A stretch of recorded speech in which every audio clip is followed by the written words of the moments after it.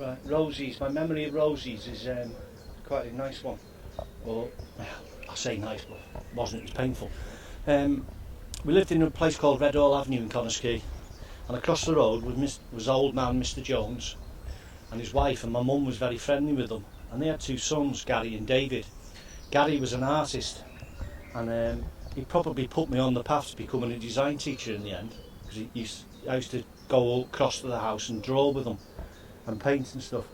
He was very talented, he was. And David, though, he was a keen angler, and he kept saying, "You want to come fishing?" Oh, no, I wasn't interested. Anyhow, eventually, he came across one day, across the road. He said to me, "Come on, we're going fishing." Dad said.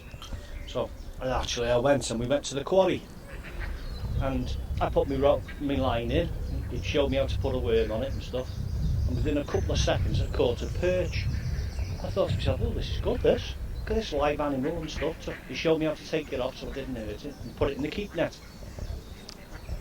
And I started to get into it, and then it took me down to the River Dee, and we started to use ledgers, and they would float instead of a float, and you'd cast in the ledger, which is weight, and it would go to sink to the bottom of the River Dee, and we ended up catching flukes, and it was great because you could take them home and you could eat them, and they were lovely.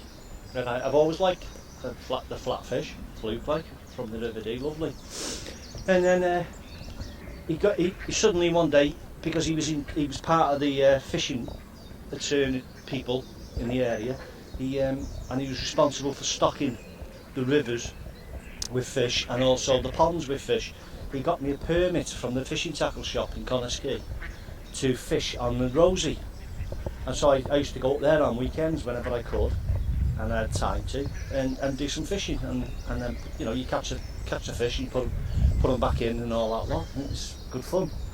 One particular weekend I decided to take my brothers, who'd never been fishing before, and they came up with me, and obviously I started to show off, as you do. I said, "Look, this is how you cast," and I started casting my line, and the float would land, and then you'd wait, and they'd say, "Well, what do you do now?" I said, "Just wait now for the float to disappear under the water, and then you've caught something." And he said, "Well, it's a bit boring, isn't it?" I said, "Not really." I said, "Look, you've got ducks and everything around. You can watch what they're doing and everything. It's quite nice." I said, "You've got no troubles, no worries or anything, not to think about anything.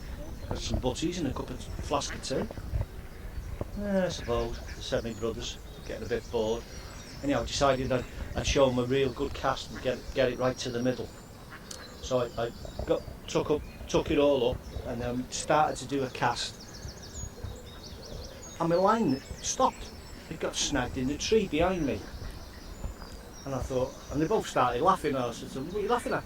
And I tugged and it wouldn't come free. So I thought, right, I'll have to climb up the tree to get it, because I'm not snapping the line and leaving a hook and all that up there, because it's wrong. So I climbed up the tree and I unhooked my hook off the snag and that, when it fell down, and I told them to reel it in. So they reeled it in. I said, "Right, I'm getting down now."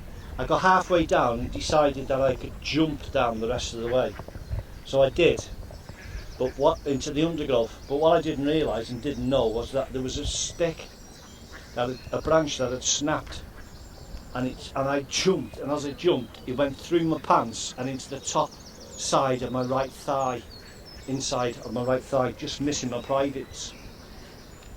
I screamed so loud, I can't believe it. Everyone who was fishing sort of stopped, and a couple of people come running over to see what was wrong. And I realised that the stick had gone straight into my leg, and it was starting to bleed. At which point my brothers decided that it was time for us to go home, so they packed up the stuff, and they put the tourniquet bit, tightened a piece of rope around, and I had to hold that. I had to walk all the way home in agony.